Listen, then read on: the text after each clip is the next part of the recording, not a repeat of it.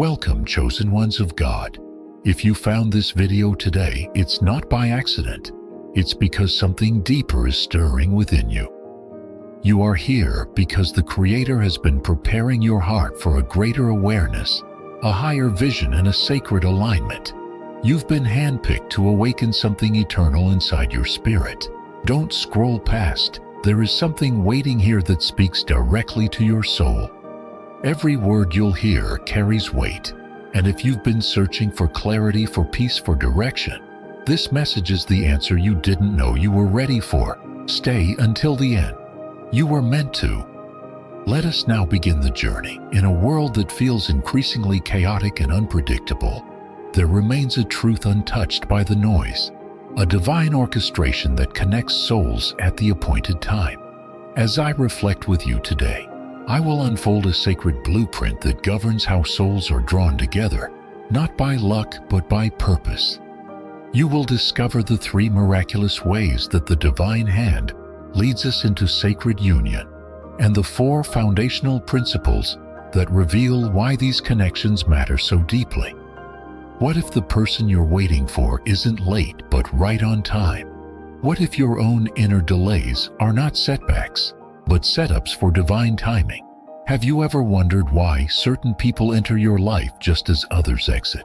Or why in some seasons silence feels like the loudest answer? This message is more than encouragement.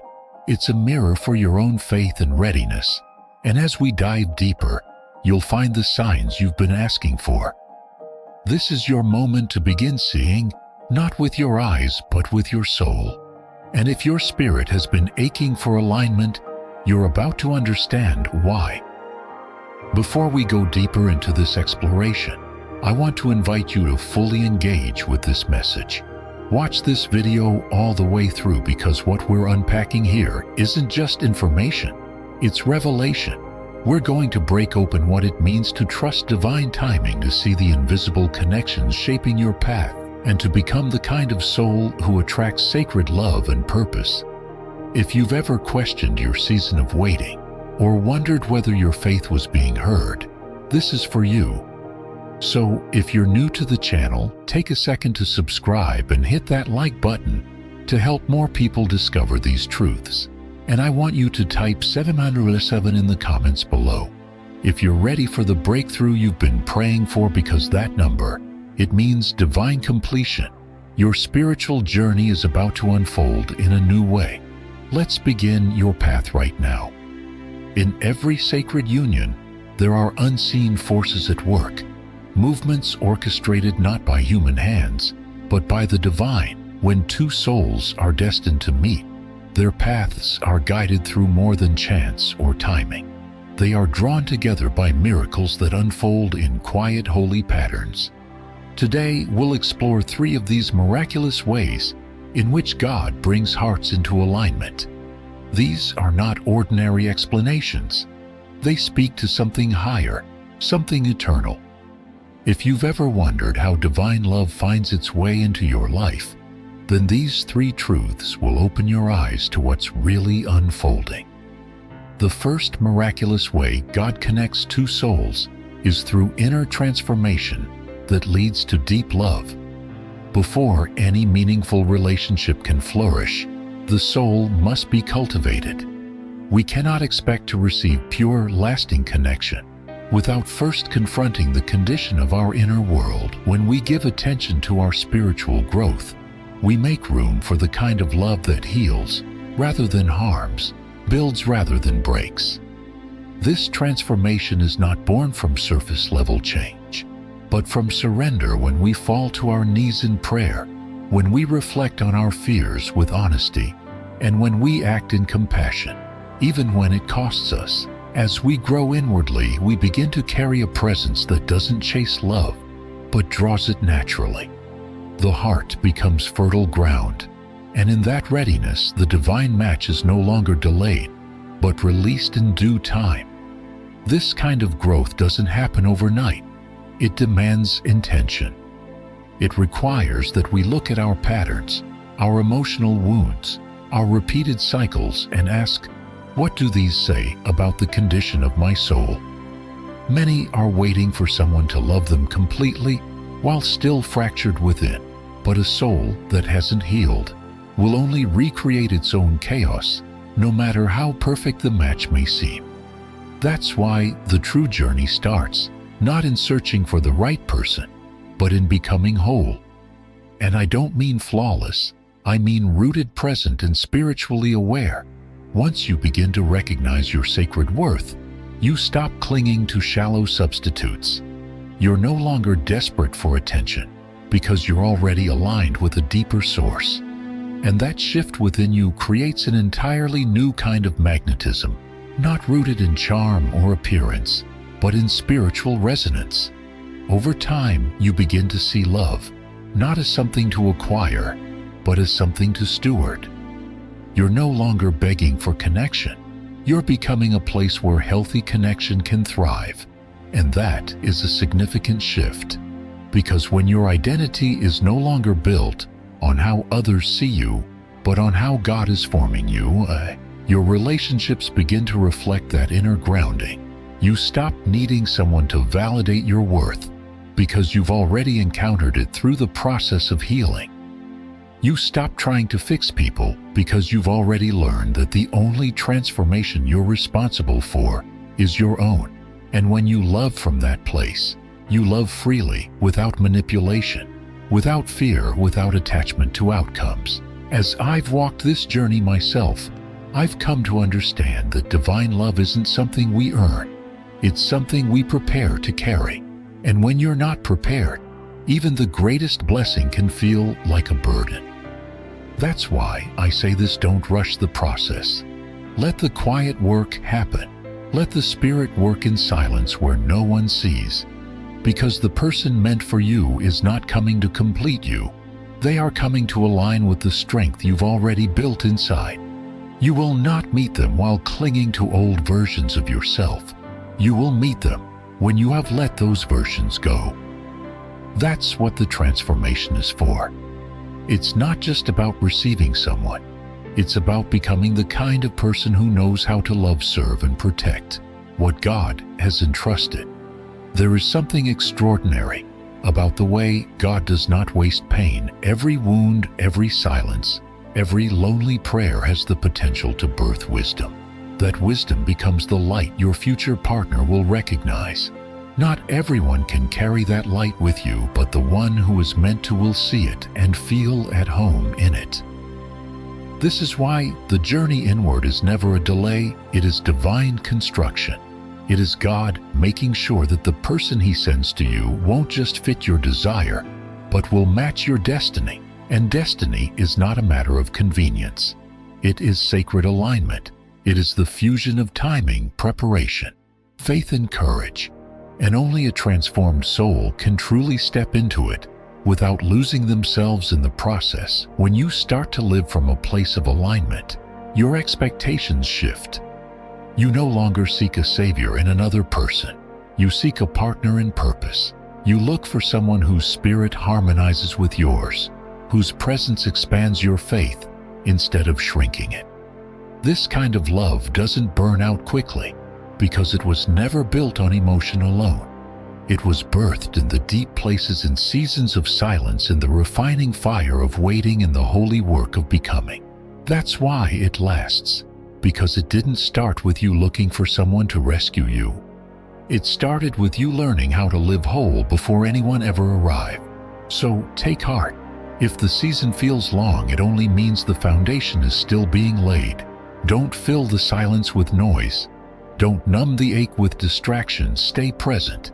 Stay teachable. Let your spirit be refined, so that when the sacred connection arrives, you are no longer asking, "Am I enough?" You already know that you are. And when two people meet from that place of wholeness, love is not just possible, it becomes inevitable. It becomes an overflow, not an escape.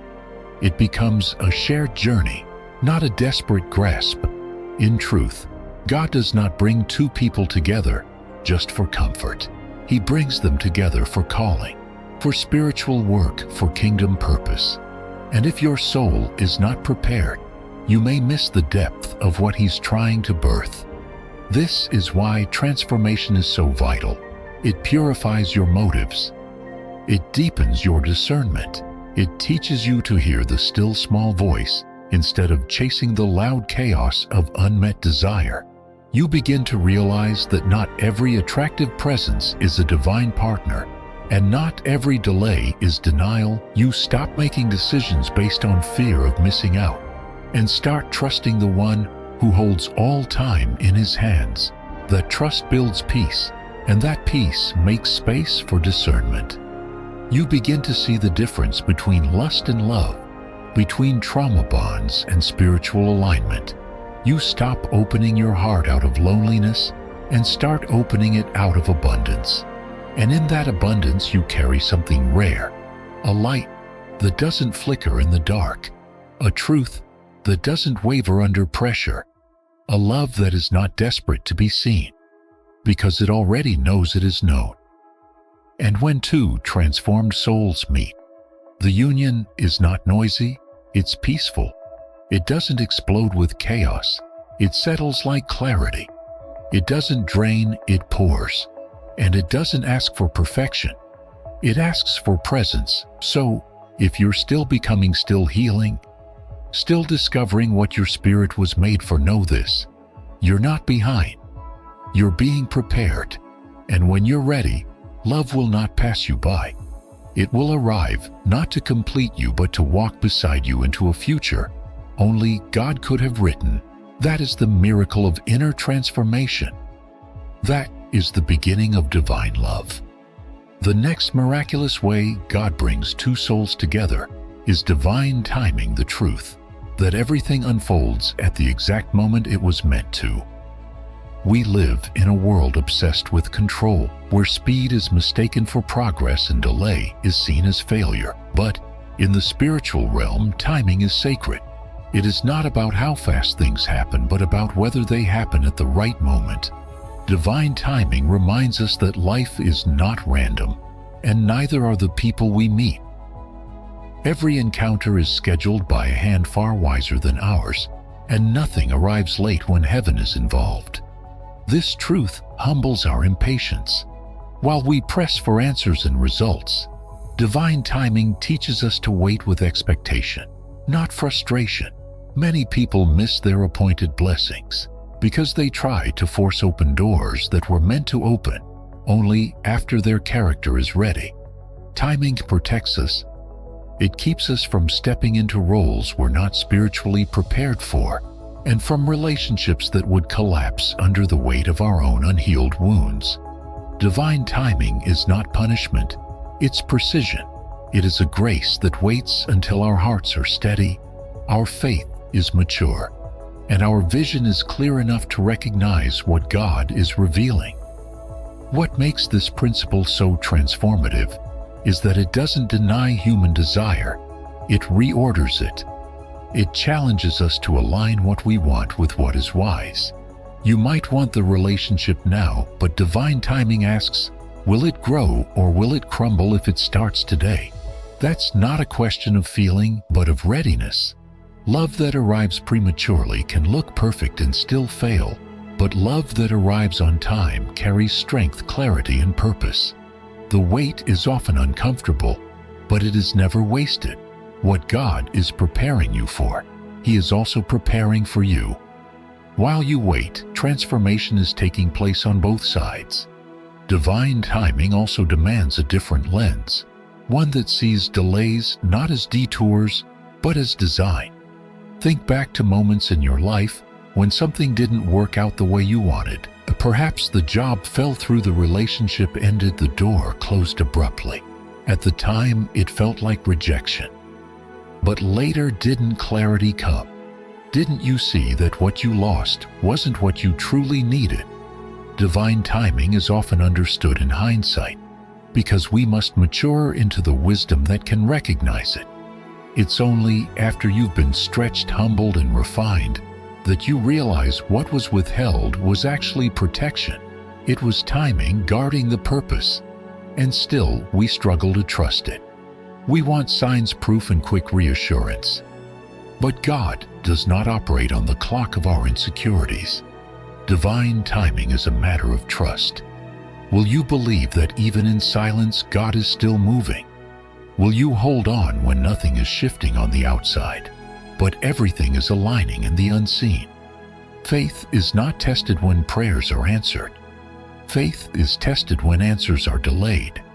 That is where you discover whether you trust the outcome or the one who holds it.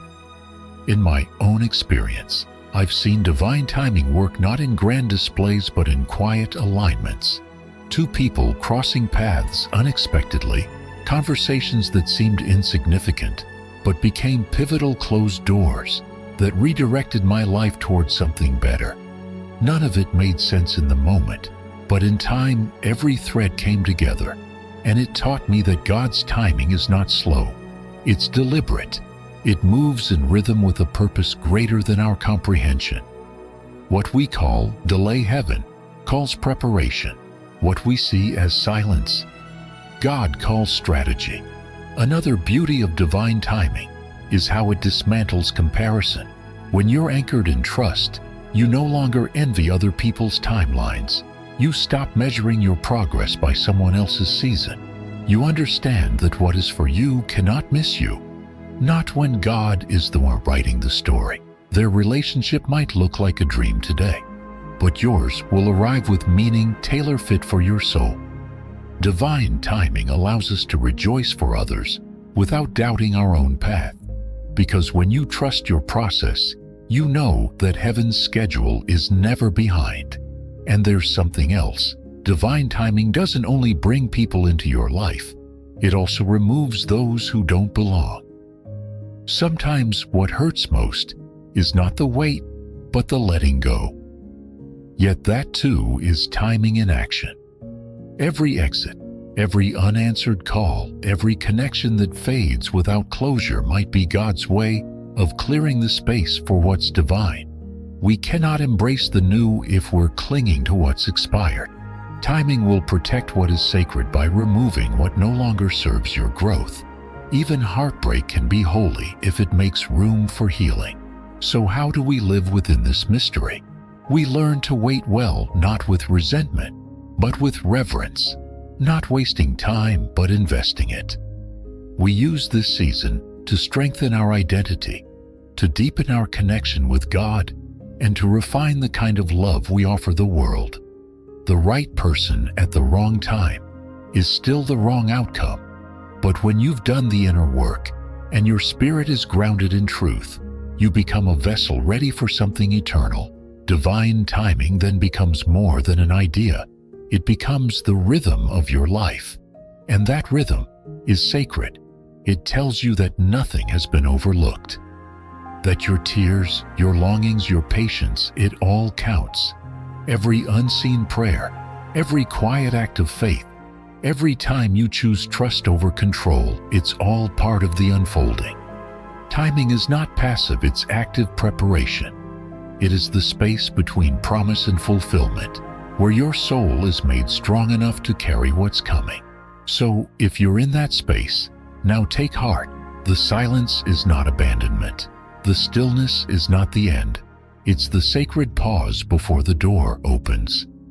Because when it opens, you will know the timing will no longer feel delayed. It will feel perfect. You won't have to chase or force it. It will meet you where you are, and it will match who you've become. And when that divine alignment happens, you'll look back with awe and say, "Now I understand." Not because you finally got what you wanted, but because you became who you were meant to be while waiting. That is the miracle of divine timing. There comes a moment in every spiritual journey when nothing seems to work. Doors close without warning. Opportunities vanish as quickly as they came. Prayers feel unanswered and the road ahead goes silent. In that space, the soul begins to question, did I miss something? Am I being punished? Why would a loving God allow this path to fall apart? These are the moments that test more than our patience. They test our trust in something larger than what we can see. What I've learned is this: what looks like collapse from our perspective is often the construction site of something deeper something sacred that's still in the making. If we only trust when things make sense, then our trust isn't rooted in faith. It's rooted in control, but the spiritual life. Real faith invites us to trust when clarity is absent and comfort is missing. It whispers to us in the silence, not with answer, but with presence.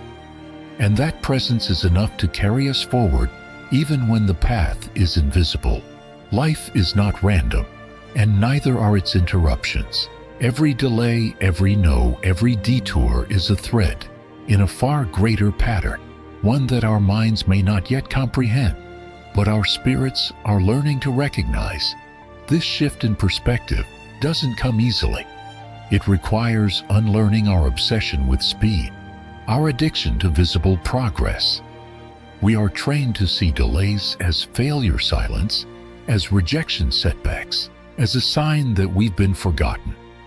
But what if heaven calls those same delays by a different name? Protection, preparation, positioning.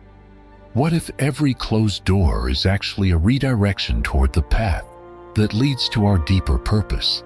And what if the chaos is not a breakdown, but a divine rearrangement, one that clears away what no longer fits to make room for what truly aligns? In my own life, some of the most painful seasons were also the ones that shaped me the most. Not because I found what I wanted, but because I lost what I thought I needed. And in losing it, I discovered that my worth was never tied to the outcome. It was rooted in who I was becoming. That's what the delays are, for they refine.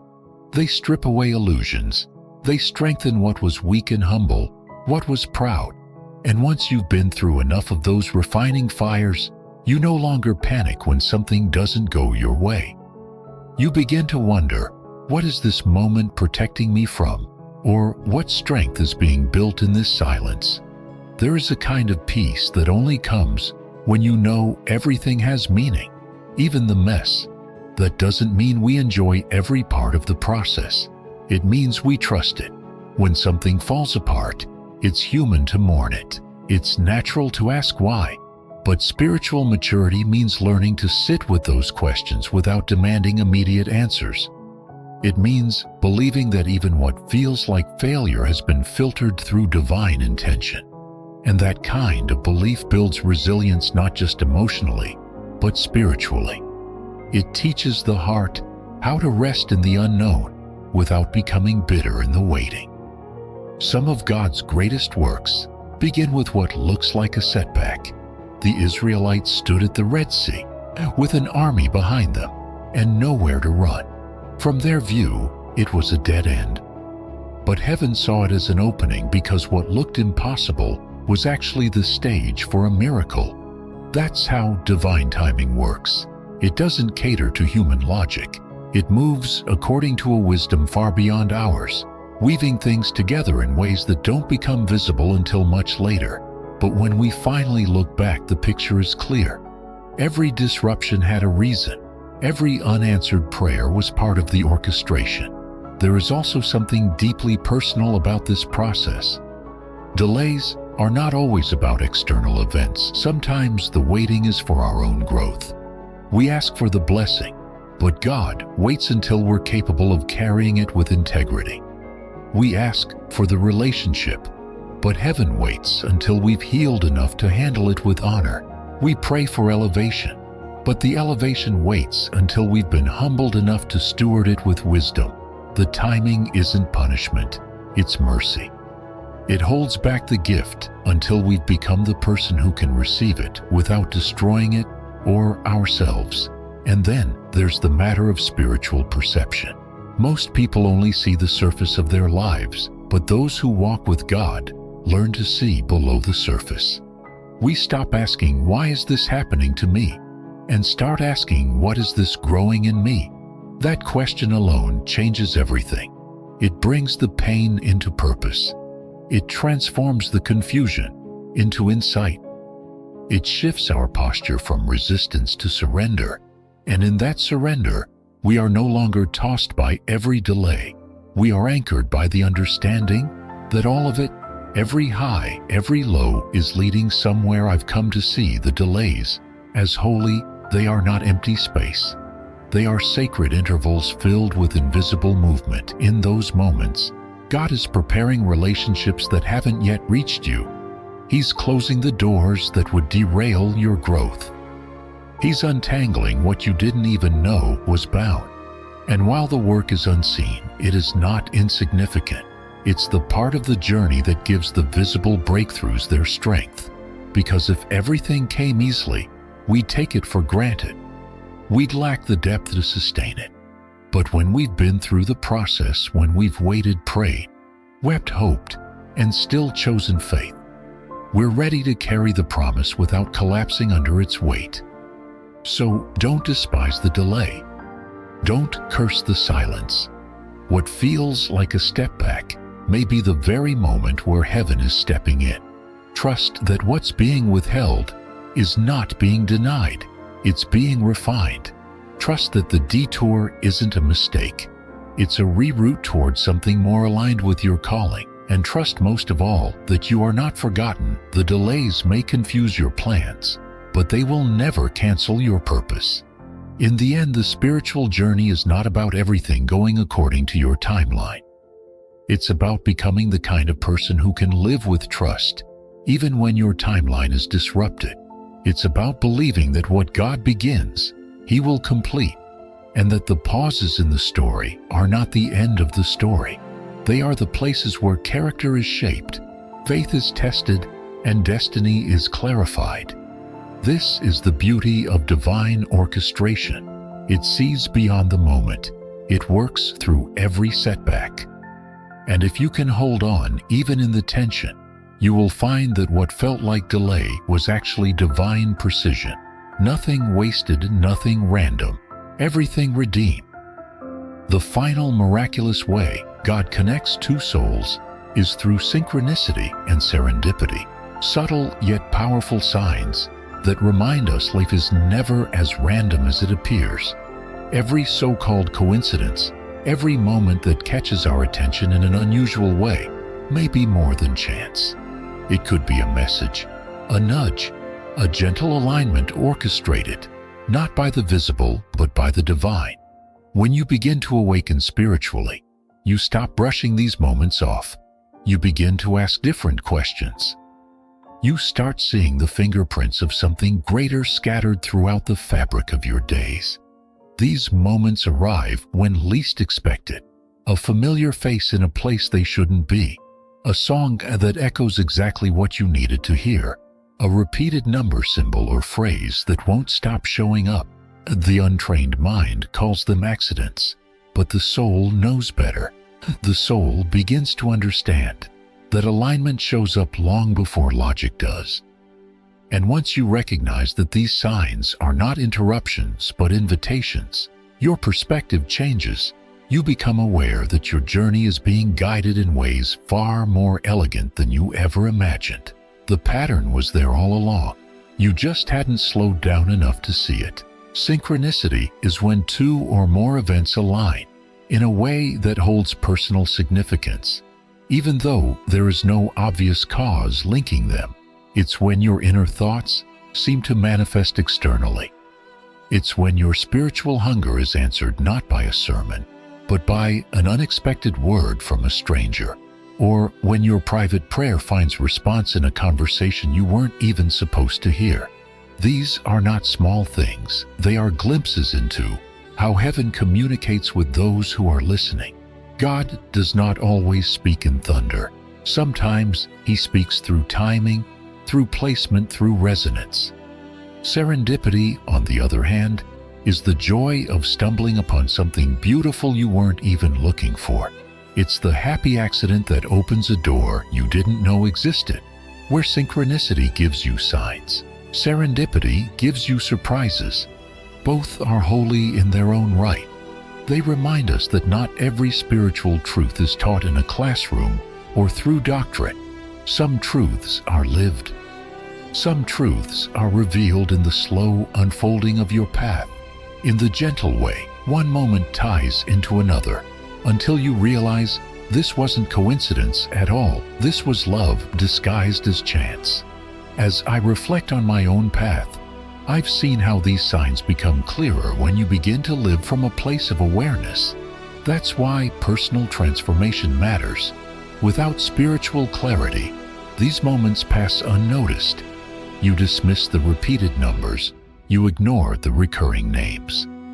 You shake off the instinct that something about that person felt different. But when your inner life becomes quiet enough, attentive enough, humble enough, these signs begin to find you more easily. They no longer feel strange. They feel sacred. And instead of asking if it's real, you begin asking what it's pointing to. Still, this discernment must be grounded. Not every coincidence is spiritual. Not every feeling is prophetic. The key is not in chasing signs, but in becoming still enough to recognize when they carry meaning. And that requires faith, not blind faith, but deep trust. Trust that God knows how to speak your language, that He can get through even the noise if He needs to. But most of the time, He waits for your inner ears to open, for your heart to tune in, for your pace to slow down enough to notice the divine rhythm that's always been playing beneath the chaos. When synchronicity begins to show up more frequently, it's often a sign that you're entering a season of alignment, that what you've prayed for is coming closer, that what was once distant is now circling in, that your desires and your preparation are beginning to meet. In those moments, it's important not to panic or rush. Don't try to force the outcome. Instead, stay present, stay open, pay attention, look beyond the surface. Ask the deeper question. What is this moment trying to teach me? Who is this person and why have our paths crossed now? What is this silence, this stirring, this unexpected encounter preparing me for? When two souls are destined to meet, it's rarely through the grand or dramatic. Most often, it's through the small, the subtle, the serendipitous one conversation that feels oddly familiar, one smile that softens your guard, one moment of shared silence that feels like home. These are not accidents. These are alignments. And when they are honored, when they are nurtured, they grow into something profound.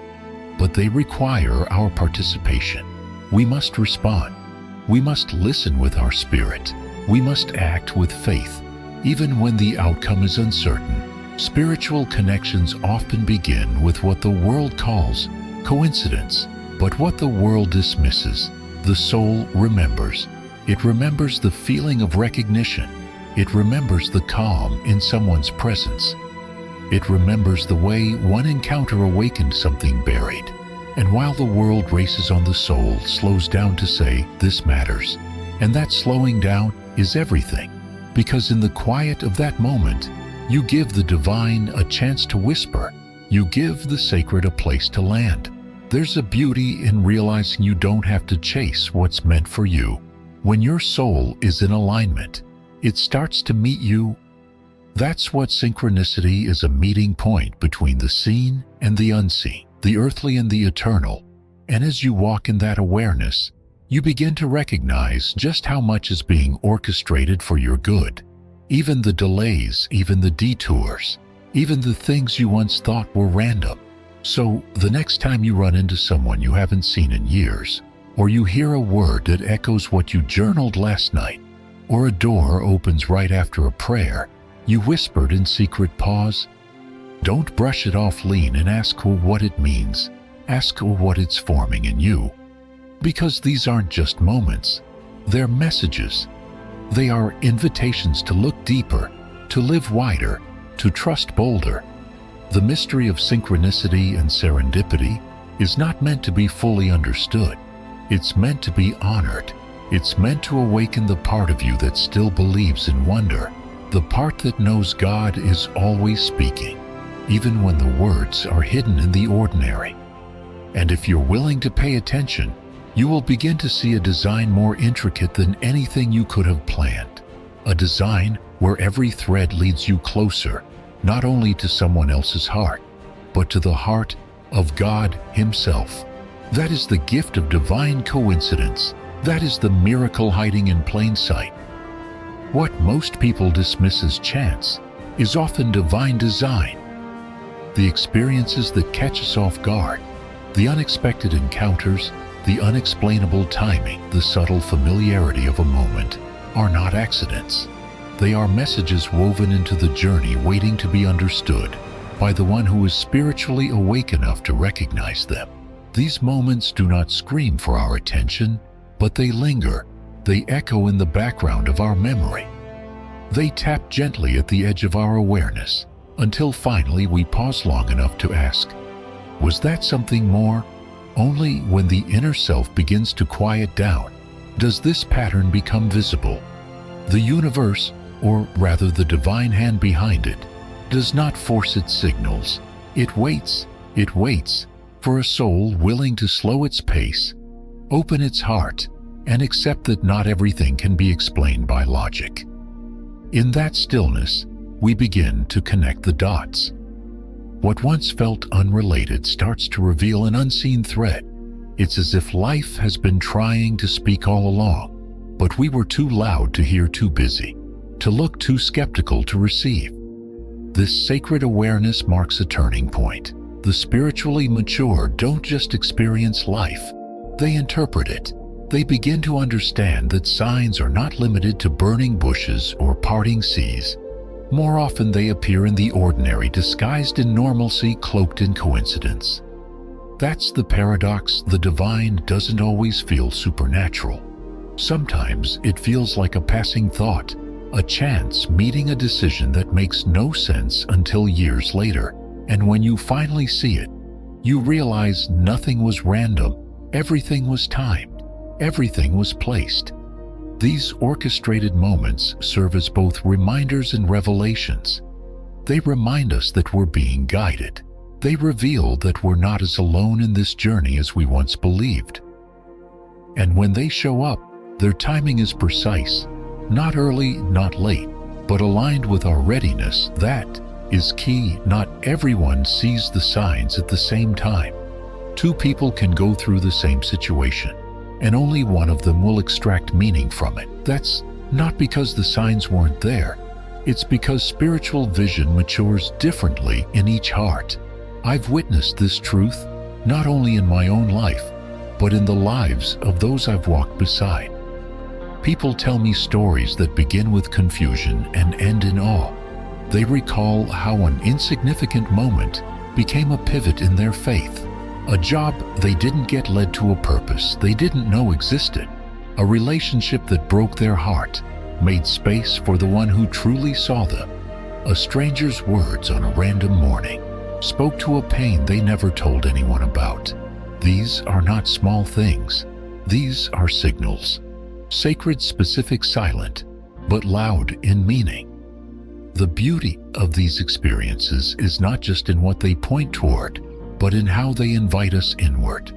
They don't just direct us externally, they reflect what's happening inside. They often come when we are searching, doubting, transitioning, or awakening. They meet us where we are, but only if we're willing to meet them halfway. And that willingness is where transformation begins. You don't have to be perfect to receive divine direction. You just have to be open. You just have to be willing to believe that the divine is still speaking, still guiding, still deeply invested in your story. So many people are looking for answers, but they're not paying attention to the language God uses to speak. He speaks through timing, through resonance, through interruption, through repetition, through inner conviction, through quiet restlessness, through the ordinary moments that somehow feel weightier than usual. And when those moments come, it's not about analyzing them to death. It's about honoring them. It's about leaning in with humility and saying, if there's something here for me, I'm willing to receive it. And often that's all it takes. A shift in posture, a softening of the heart, a willingness to believe that maybe, just maybe, you're being led by something far wiser than your own understanding. From that posture, clarity begins to emerge. You don't need all the answers to move forward. You just need enough peace to take the next step. And once you take it, the next moment of alignment will appear. That's how spiritual navigation works. Not with maps, but with moments, not with certainty, but with faith. There is also humility required in this journey. Sometimes the signs don't look how we expected. Sometimes they're disruptive. Sometimes they come through people we didn't want to listen to, or circumstances we tried to avoid. But if we are too rigid, too set in our preferences, we may miss them altogether. That's why it's dangerous to assume you know how your life should unfold. The divine rarely follows the script we write. It creates new pages in real time. And the invitation is not to control the narrative, but to trust the author. With time, we begin to develop a kind of spiritual fluency. We recognize the signs more quickly. We discern the difference between distraction and direction. We stop second-guessing every moment and start living with a quiet confidence that we are where we're meant to be. Even if it's uncomfortable, even if it's unclear, we know that life doesn't have to make sense to be sacred. That's what faith teaches us. Not that everything will be easy, but that everything will be purposeful. The threads connecting our lives may not be obvious at first, but over time, the weave becomes clear. And when we trace it back, we realize that even the most painful chapters held meaning, that even the missed turns were divine redirections, that every experience, especially the unexpected ones, was part of the sacred web, pulling us toward growth, toward wisdom, and toward deeper connection, not just with others, but with God Himself. So, the next time life hands you a moment that feels strange, unexpected, or curiously aligned with something you've been thinking or praying about, pause. Don't rush past it. Ask what it's trying to show you, because you are not just walking through life, you are being guided through it. The question is not whether the signs are there. The question is whether you are paying attention. In the end, these divine signals are less about giving us answers and more about inviting us to listen differently, to walk with awareness, to see with spiritual eyes, to believe that the divine is not a distant force, but an active presence leaving clues, breadcrumbs of love and wisdom along the path. And when we follow them, we don't just find our way. We find ourselves, we find purpose. And more often than not, we find the sacred connection that was waiting for us all along. Before two souls can truly unite in a way that honors the divine, there are spiritual foundations that must be laid, beyond emotion, beyond attraction. Sacred connection is built on deeper truths, pillars that hold the weight of lasting love. These are not rules imposed from outside, but principles that emerge from within, guiding how we open our hearts and align with God's timing. As we continue this journey, we'll explore 4 key principles that reveal the essence of divine connection, truths that don't just prepare us to meet someone special, but transform us into someone ready to love with eternal purpose. The first key principle behind every sacred connection is the power of transformative faith and inner maturity. Before we can hold love that is enduring, we must be willing to become the kind of person who can carry it. That process begins on the inside, long before any meaningful relationship unfolds. Without a rooted sense of spiritual awareness and emotional depth, even the most divine partnership can falter under pressure. But when the soul is anchored in faith and shaped by inner growth, it becomes the kind of vessel that draws love not out of desperation, but from a place of divine readiness. Faith in its truest form is more than belief. It is surrender to something greater, a daily decision to trust a purpose we do not fully see. And this kind of faith transforms us. It burns away pride. It softens what has become hardened, and it awakens us to the kind of life we were meant to live. It is not performative. It is not rooted in religious routine. It is personal, alive, and demanding. It will ask you to look in the mirror. It will confront the version of you that pretends, and instead call forth the version that dares to heal, to grow, and to love. Honestly, that healing doesn't come by accident. It comes through discipline, through moments of reflection, times of solitude, deep questions that interrupt the noise of the world. When you commit to nurturing your inner life, you stop reacting and start discerning. You stop trying to force what isn't aligned and begin preparing for what is. Faith makes that possible because it tells you that even in the silence, even in the uncertainty, God is still at work. And inner maturity takes that faith and gives it shape, allowing you to make decisions not from fear, but from wisdom. When the soul begins to mature, your standards shift. You no longer settle for connections that entertain your ego while starving your spirit. You recognize that chemistry is not enough if there is no character. You understand that presence without purpose is emptiness, dressed up in passion, and because of that, you become more intentional with who you allow access to your heart. You are no longer moved by appearances, by surface words, by temporary emotions. You're looking for alignment, for values, for spiritual compatibility. And that clarity is the fruit of inner work, of facing your past, naming your wounds, and choosing healing over hiding. I've found that real transformation doesn't always look dramatic.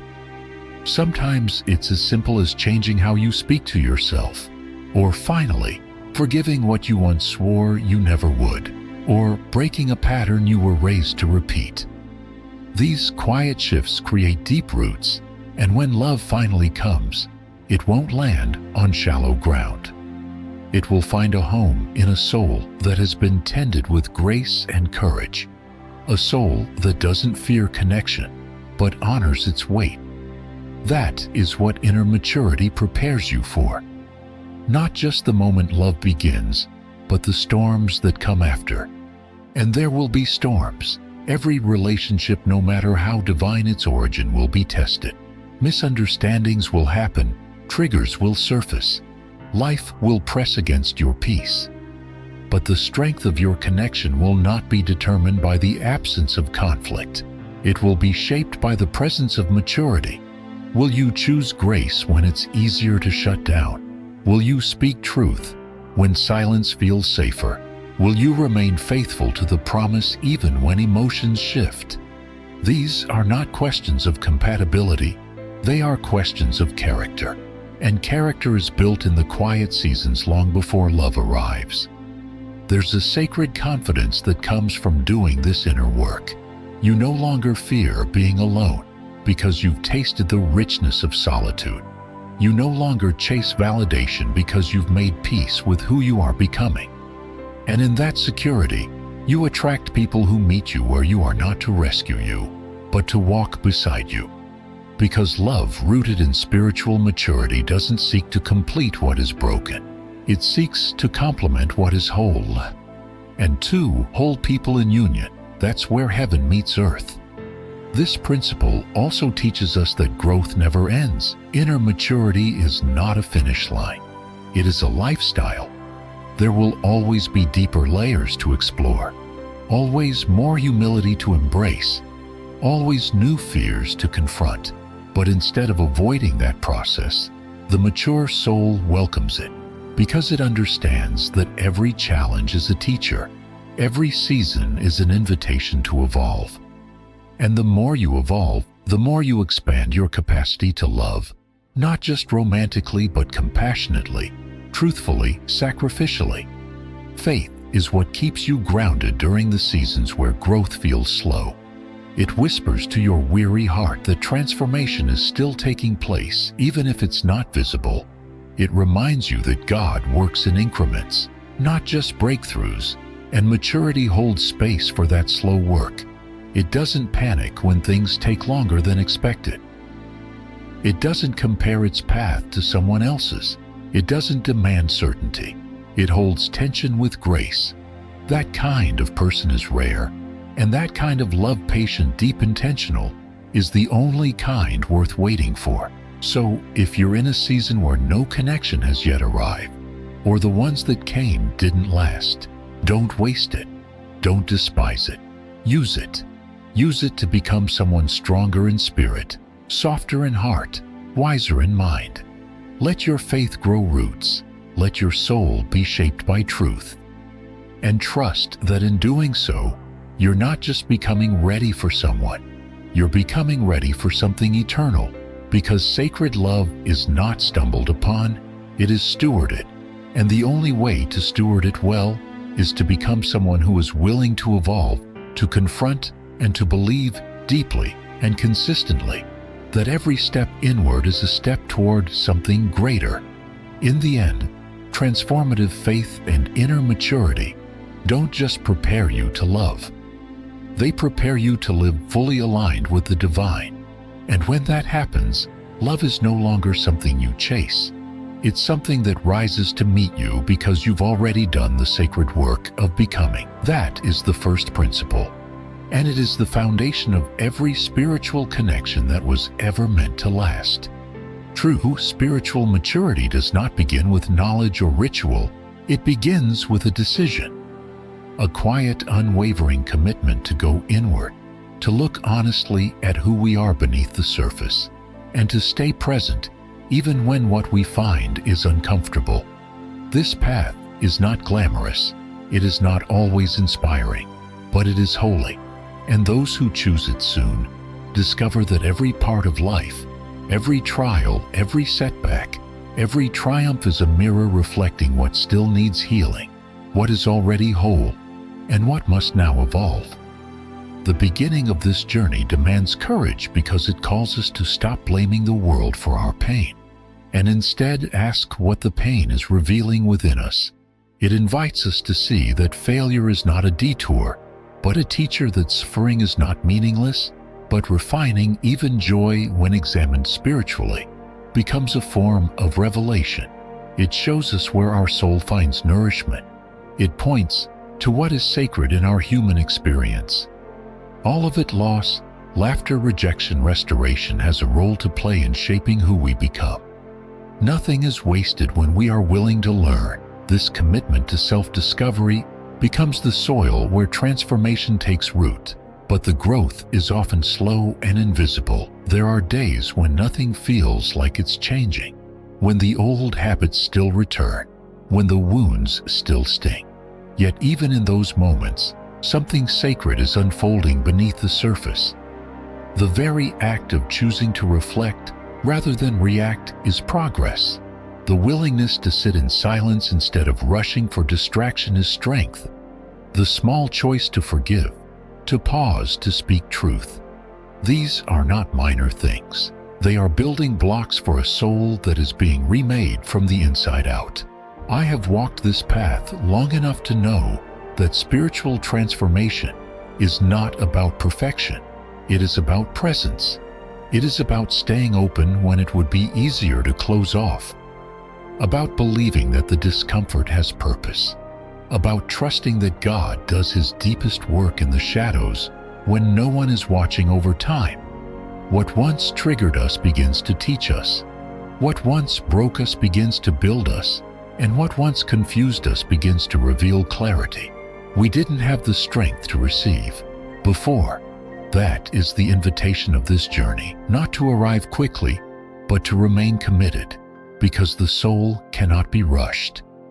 It only grows where there is honesty, humility, and hope. And when we give ourselves to this process fully, we begin to carry something eternal, not a perfect image, but a steady light, a faith that's been earned in the quiet, a presence shaped by grace. And that is the kind of soul that heaven trusts with sacred connection. The second principle essential to sacred connection is healing and self-love. Before any soul can engage in a relationship that honors God's design, it must first confront its own wounds and embrace its inherent worth. Without this step, we end up seeking validation from others instead of discovering the peace that was always meant to be found within true love. Can only be received by a heart that no longer sees itself as broken. Beyond repair, healing begins with honesty. It does not demand that we fix everything overnight. It simply asks us to stop pretending that pain doesn't exist. The unspoken trauma, the rejection we've buried, the guilt we've carried, these do not disappear with time. They lose their power only when they are named, faced, and released. Avoiding our wounds does not protect us. It simply allows them to show up in destructive patterns, often in the very relationships we hope will save us. But healing is not about blame. It's about responsibility. The moment we stop asking others to rescue us and start doing the inner work ourselves, we begin to walk in power.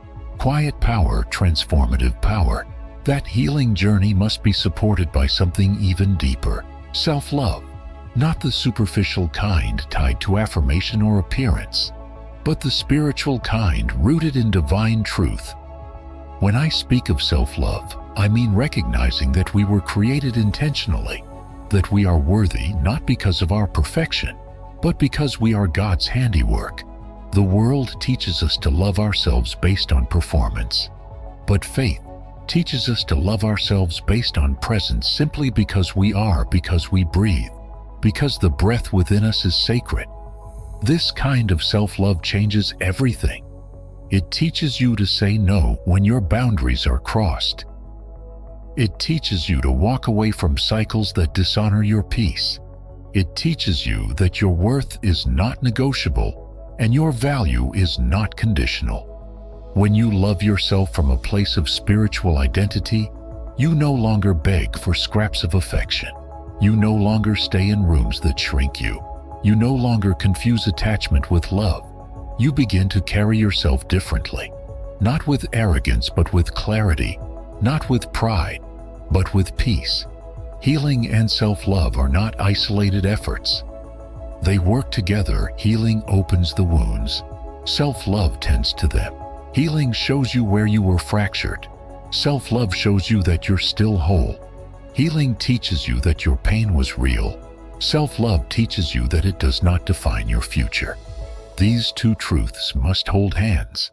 Without healing, self-love becomes hollow. Without self-love, healing becomes exhausting. But when both are alive, the soul begins to rebuild. Slowly, gently, but surely. This rebuilding process impacts everything around you. The more whole you become, the less you tolerate chaos disguised as love. The more you see your value, the less you try to prove it. The more you nurture your spirit, the more you attract others who honor your growth. Sacred connections begin with healed individuals, not perfect ones, but honest ones.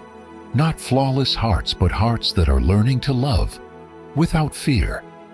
That's the difference between love born of need and love born of truth. One clings, the other releases. One controls, the other trusts. In my own experience, I found that God often used my deepest disappointments to reveal my deepest wounds. He wasn't punishing me. He was inviting me to stop performing, inviting me to grieve what I lost, inviting me to forgive not just others but myself. It was in those moments that healing began to take root. And as I began to see myself through His eyes, not as broken but as becoming, I discovered a new kind of love, one that flows from within, one that isn't afraid of solitude, one that no longer fears rejection because it's anchored in something eternal. This second principle is not just a prerequisite for relationships. It is a daily commitment to seeing yourself as God sees you, not with judgment, but with compassion, not with shame, but with sacred value. And as that vision becomes clearer, you'll start showing up in relationships differently. You won't settle for what is convenient. You'll wait for what is aligned. You won't ask someone else to complete you. You'll invite them to walk with you whole to whole, soul to soul. Healing and self-love are not about getting over the past. They're about reclaiming who you were before the wounds ever took root. They're about remembering that nothing that happened to you can erase the divine image you still carry. And when you begin living from that remembrance, the way you connect with others transforms. You no longer enter relationships from emptiness, but from overflow. And in that overflow, sacred love is born. The kind that uplifts, the kind that honors, the kind that lasts. True healing cannot occur unless we are willing to turn and face what has hurt us.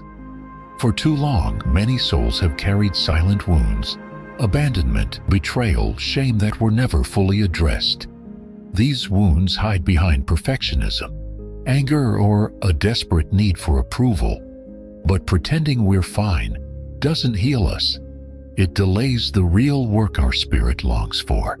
And until we confront what's unresolved, those same wounds will find their way into our relationships, distorting how we give love and how we receive it. The path to inner freedom begins with acknowledgement, not to dwell in the pain, but to recognize it. When we pause long enough to name what broke us, we begin to take our power back. That moment of recognition is sacred. It marks the point where we stop running and start reclaiming. We no longer say, "This didn't affect me." We say, "It did affect me, but it doesn't define me." That shift in language becomes the soil in which growth begins, and without it, no spiritual journey is truly complete. As we move forward, we are invited to practice something that is often overlooked: compassion toward ourselves. This is not indulgence. This is not weakness. It is sacred discipline. To show grace to yourself is to mirror the very heart of God. The same mercy you believe He extends to others, you must learn to extend inward. You do not earn His love through perfection. You reflect it through humility. That means forgiving yourself for what you didn't know then. It means being patient with who you're becoming now. And it means releasing the version of yourself that was shaped by survival, so the version shaped by faith can rise. Self-compassion is what creates the space for actual change.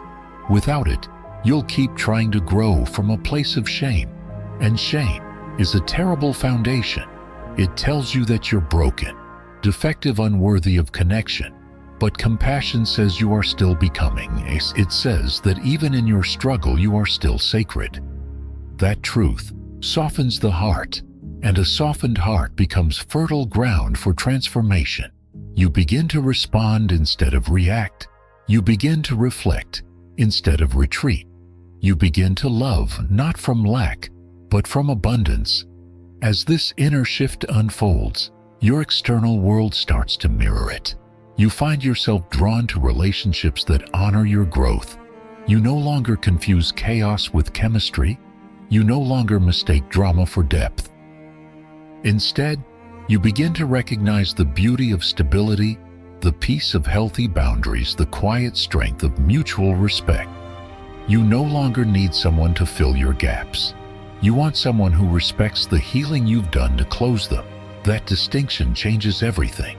When two people meet from that kind of wholeness, not perfection but presence, the relationship takes on a new dimension. It becomes a place of mutual growth rather than emotional rescue. Each person holds space for the other, not to fix but to walk alongside. That's the kind of love that flourishes. That's the kind of connection that reflects the divine. But none of this is possible without first doing the hard work of healing. There is no shortcut. There is no bypass. The pain you avoid will always wait for you, but the pain you face will eventually free you. And in that freedom, something beautiful is born. A deeper capacity to see others clearly, a greater resilience in times of conflict, and a steadier heart that doesn't unravel under pressure because it knows where its identity truly lies. That's the essence of what I've come to understand. Healing is not just for your own sake. It's for the people you're called to love. The ones you haven't met yet, the ones who are waiting for the best version of you to arrive. When you do the work, you don't just change your story. You change the energy you bring into every room, every bond, every sacred conversation. You become a place where others feel safe to grow because you've already walked that path yourself. So, if you're standing at the edge of old pain, unsure whether you want to go there, go anyway. If you feel the pull to offer yourself kindness after years of self-criticism, do it anyway. Because on the other side of that choice is more than healing. It's alignment, it's clarity, it's connection. The kind of connection that lasts not because it was easy, but because it was built on something eternal.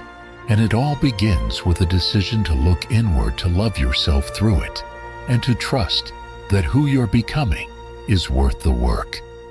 The third principle that defines every sacred connection is inner readiness and the invisible resonance it creates between two souls. True relationships aren't merely found, they're aligned. They emerge when the heart, mind, and spirit reach a certain depth, a spiritual maturity that quietly transforms who and what we draw into our lives. That's why inner work is never just about healing the past. It's about preparing space for what's coming next. We don't attract what we want. We attract what we are aligned with. When the soul is unresolved, confused, or fragmented, it gravitates toward connection that reflect that state. But when we begin to cultivate emotional clarity, spiritual strength, and healthy self-awareness, something sacred shifts. We begin to see love differently. We value patience over urgency, peace over intensity, and depth over distraction. That shift doesn't happen by accident. It's the outcome of deliberate growth, moments of prayer, reflection, and learning to sit with ourselves in honesty. In that space, the soul matures, and with maturity comes a change in our spiritual frequency. Alignment isn't only about finding someone who makes us feel good in the moment. It's about connection that honors the journey we've been on and the purpose we're being shaped for. It's about meeting someone whose presence doesn't pull you out of yourself, but draws you deeper into who you were always meant to be. That kind of resonance isn't created through appearance, personality, or even chemistry. It's spiritual, it's unseen but undeniable. You feel it in the way conversation flows, in the peace that settles over you, in the sense that you don't have to perform, because something about this person mirrors the work you've done inside. But you cannot access that kind of connection until you've first done the work of becoming ready. Readiness isn't perfection. It's awareness. It's presence. It's the decision to approach relationships from abundance rather than lack. It's what happens when you stop asking, "Who will love me?" and start asking, "Am I prepared to love well?" That question reframes everything. It turns your attention inward and makes you accountable for the energy you carry. And when that internal energy becomes whole, safe, and honest, something amazing happens. You start attracting people who are doing the same. I've witnessed this principle again and again. People spend years chasing love, frustrated by failed connection after failed connection.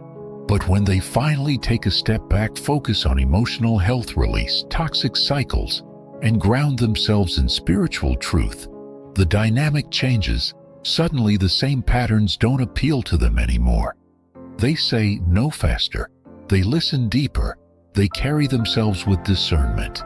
And in that stillness, the right people find them, not because they were searching harder, but because their spirit became clearer. Resonance with others is a reflection of resonance with self. When you are fragmented internally, you seek validation to fill the gaps. But when you are whole, you seek presence not to complete you, but to complement you. This is the kind of relationship that breathes. It doesn't demand constant proving. It honors your growth. It leaves room for both people to evolve without fear, because both understand that spiritual connection doesn't suffocate. It strengthens. It doesn't rush. It recognizes, and it doesn't pretend. It reveals. This alignment isn't always instant. Sometimes you'll meet someone and not realize the connection at first, but something will feel grounded, familiar, safe. And as you explore it, you'll recognize the fruit of shared values, shared integrity, and shared intention. These qualities become your compass, not fleeting emotion. That's how you know inner readiness is active. You're no longer led by what glitters. You're led by what's true. You no longer feel drawn to drama, disguised as passion. You desire the slow and sacred rhythm of trust. What's powerful is that when your heart is truly ready, you stop needing constant reassurance. You stop fearing loss. You stop striving to prove your worth. Instead, you carry peace. That peace creates space.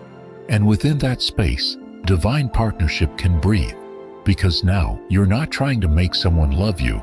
You're welcoming someone who already loves themselves enough to meet you where you are. Resonance is a divine language. You cannot fake it. It can't be forced. It arises when two people meet at the right time from the right place within. And that place is cultivated by every moment you chose growth instead of bitterness. By every time you sat in silence instead of chasing noise. By every boundary you kept. By every truth you told. Those were not wasted moments. They were preparation. They were your inner soul becoming fluent in the language of connection. God does not rush what He values. And divine connection isn't about instant gratification. It's about eternal purpose.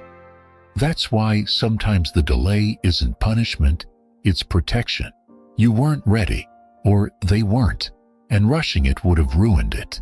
But now, through the fire of transformation, through the refining of character, you are becoming the version of yourself who can recognize the blessing when it arrives and steward it with grace.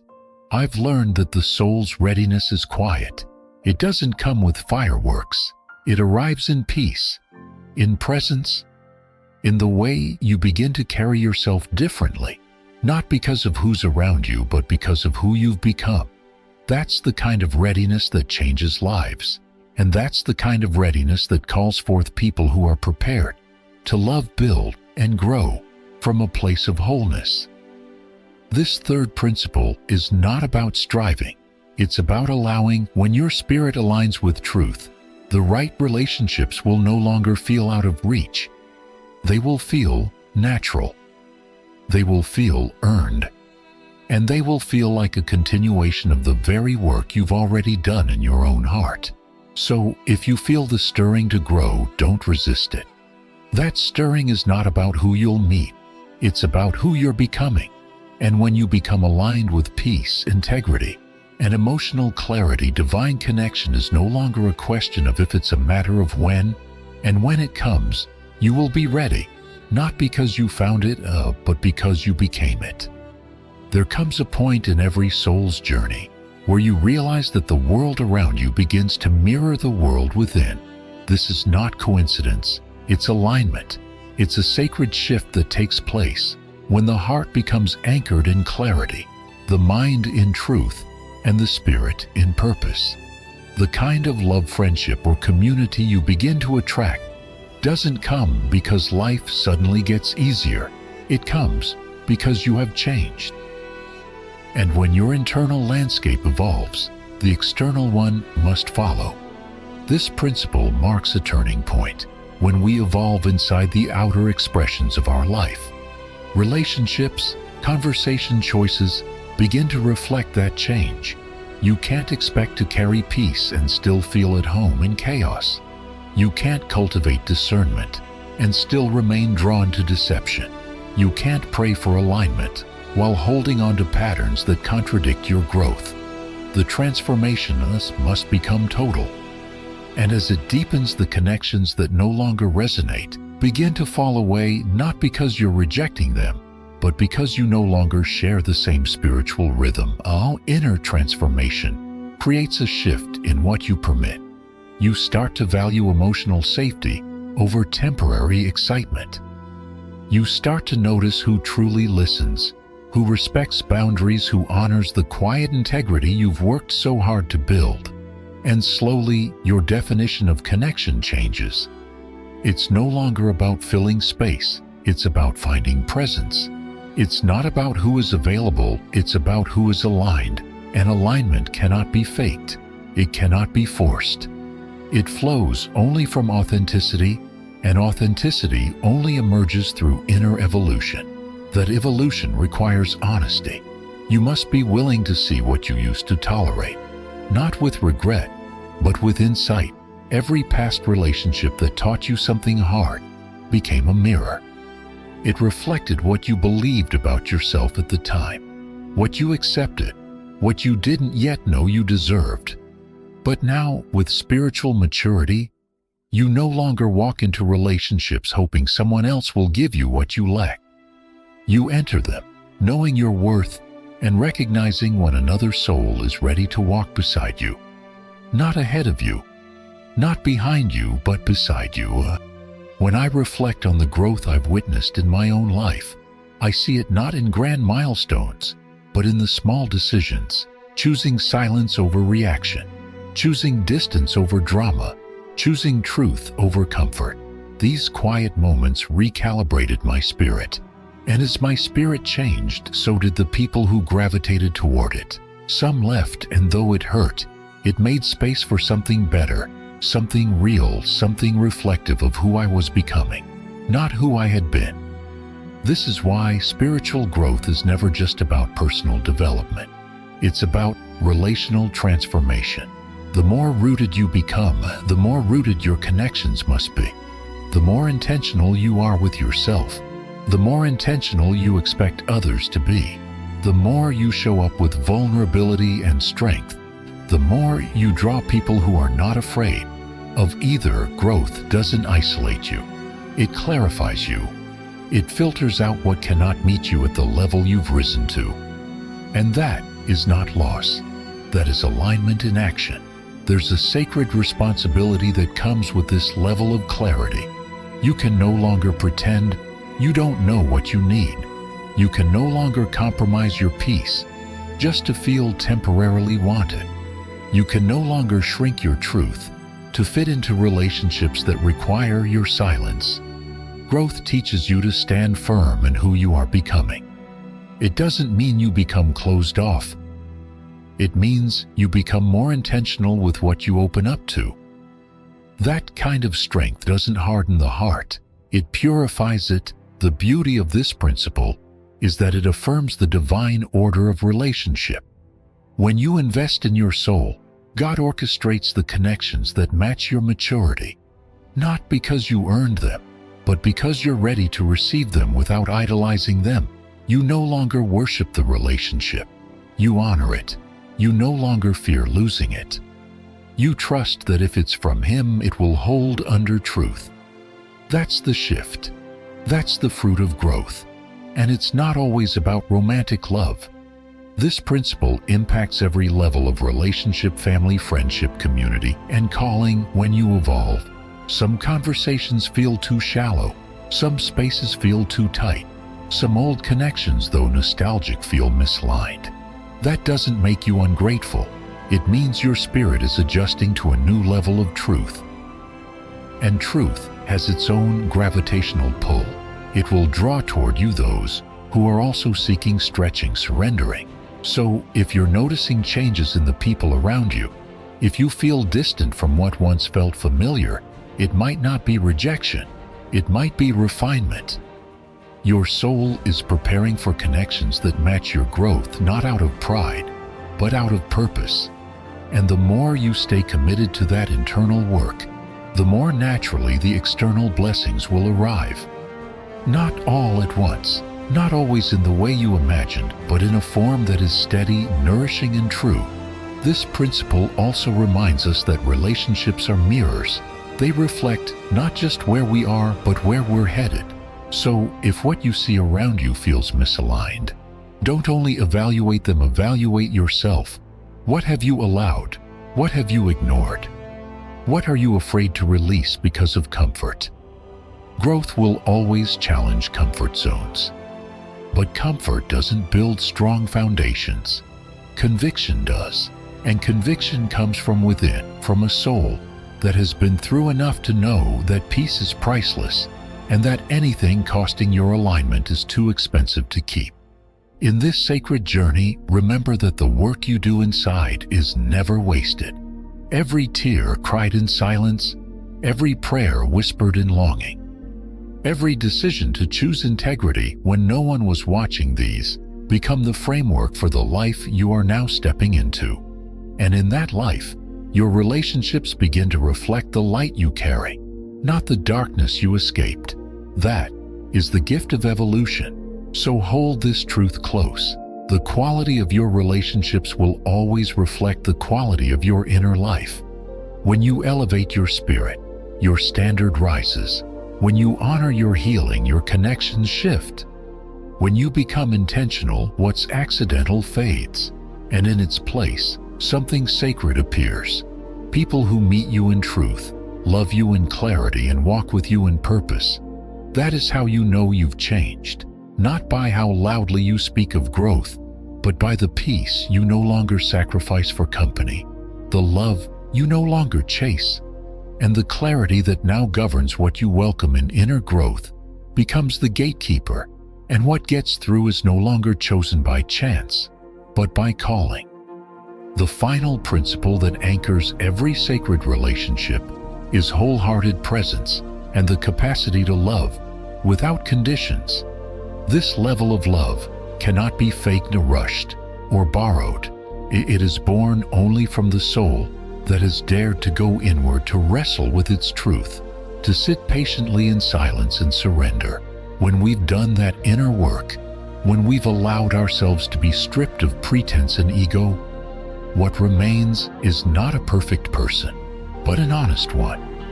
And honesty is where unconditional love begins. Presence is a rare gift in today's world. Most people show up partially guarded, distracted, performing, unsure whether they're safe to be seen. But something changes when you've made peace with your own soul. You no longer fear being seen because you've stopped hiding from yourself. You no longer manipulate connection because you've stopped manipulating your own worth. The more you become aligned within, the more you can offer the kind of presence that heals, not because you have all the answers, but because you've learned how to simply be with yourself, with others, with God. This kind of presence isn't passive, it's powerful. It listens with intention. It sees without judgment. It touches without expectation.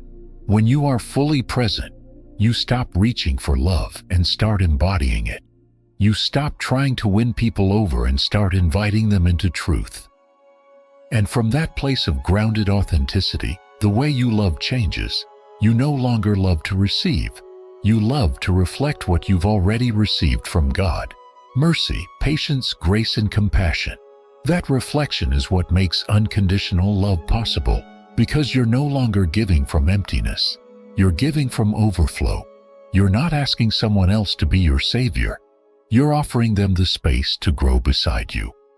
That shift in posture away from need and toward sacred offering is what separates temporary affection from divine partnership. It is the difference between consuming love and cultivating it, and only the mature soul can make that transition. I've found that unconditional love isn't about perfection or agreement. It's about devotion. Not devotion that clings blindly, but devotion that remains honest, even in discomfort. It is a love that holds space without controlling. A love that forgives without enabling. A love that speaks truth with tenderness, not to correct, but to connect.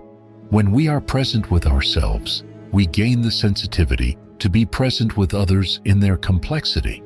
We can love them without needing them to be perfect, and that in its truest form is freedom. But this freedom has a cost. It requires us to let go of masks, to stop performing for love, to stop protecting our wounds with pride. The journey inward is what makes this shedding possible.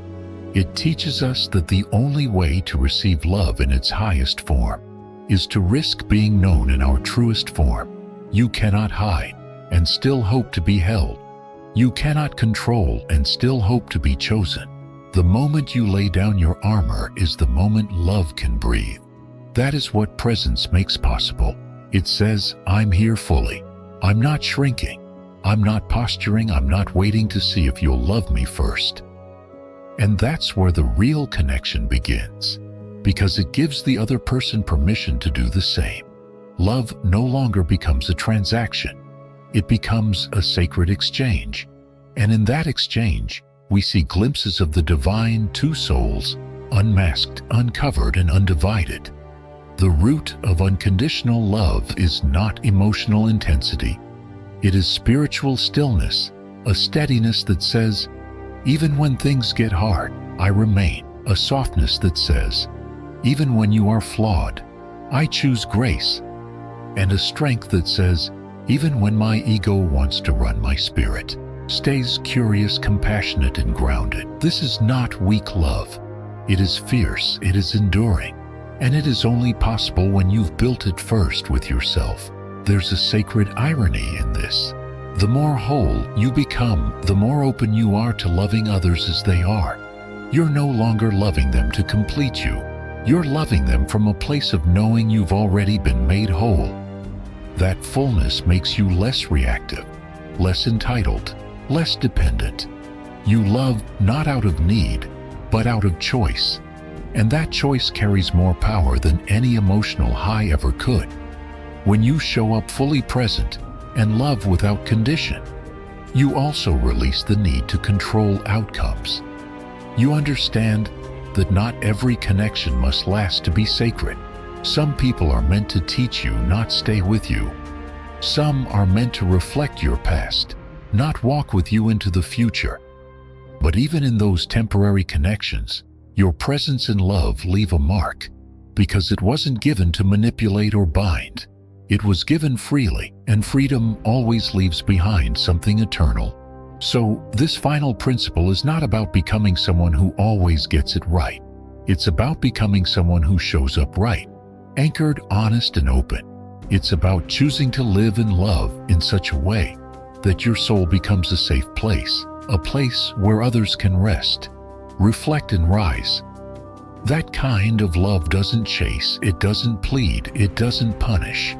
It stands firm, breathes deep, and says, what I offer is real, not perfect, but real, and if the other person is ready, they will meet you in that same space with presence, with reverence, with a heart that's not just available but willing. Willing to grow, willing to see, willing to love, not because of what they get, but because of who they've become. When two souls meet in that space, something holy happens, not loud, not dramatic, but sacred.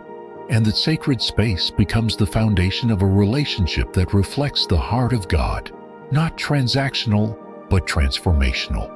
This is the final fruit of inner transformation, the capacity to love without needing to be needed, to give without fear of loss, and to remain present even when the path is unclear. It's not an achievement, it's a calling, and it's the clearest evidence that your journey inward has not been in vain. It has made you whole enough to love fully, fearlessly, and forever. You watching this now are not here by accident. You are strong, you are called, and you are already equipped with more than you realize. Even if the road feels unclear, even if the silence has been long, don't give up. Keep walking in faith, keep moving forward. You are being prepared for a victory greater than your past can predict. Every sacred connection, every delay, every redirection is part of something much larger than you can currently see. But I promise you it is not wasted. As we've seen, divine connections don't happen randomly. They are the result of something deeply orchestrated. From the unfolding of divine timing to the mysterious signs of synchronicity and the ongoing process of inner growth, everything works together to shape your story. Each encounter is a note in a song only heaven could compose. And when you commit to that inner transformation, when you allow your soul to be refined by patience, compassion, and truth, you will not miss what is meant for you.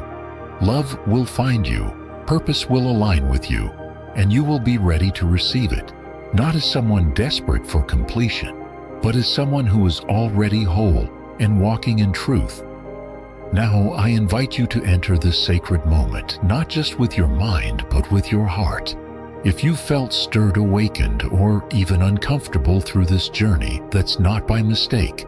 It could very well be that God is calling you toward your next divine assignment.